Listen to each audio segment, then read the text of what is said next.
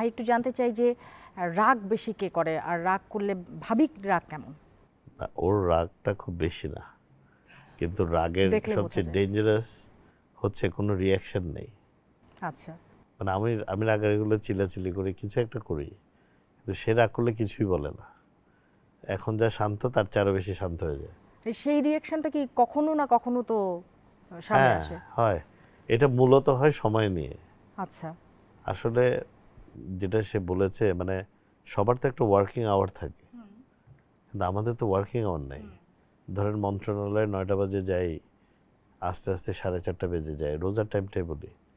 এর মধ্যে আবার ইফতারের দাওয়াত থাকে, এগুলাতে না গেলেই না। মানে আমি যে খুব এনজয় করি কোনো ইফতারের দাওয়াত, এটা আমার মনে হয় না কেউ ইফতারের দাওয়াত এনজয় করে। আসলে সবাই চায় বাসায় একটু আরাম করে যাই আছে, মানে অতটুকু একটু পরিবারের কমফোর্টেবলি সঙ্গে খায়। সময় কাটানো।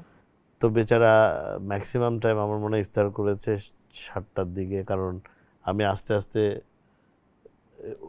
6:45 7টা বেজে যায়, সেও একটু পানি টানি খেয়ে ওয়েট করে।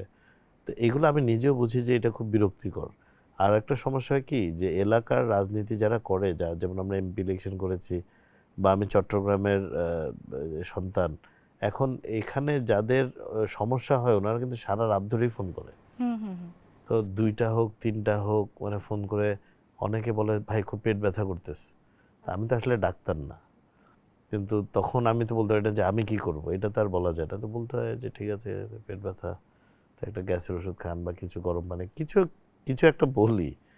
তো এই যে এইসব কারণে হয় কি, পরিবারের অনেক সময় কিন্তু যেটা ওদের অধিকার আমাদের উপর, সেটা বাইরের মানুষের অধিকার আদায় করতে গিয়ে পরিবারের অধিকারটা আমার মনে হয় গত 17 বছরে 15 বছরের উপরেই নষ্ট করেছে, যদি সব মিলিয়ে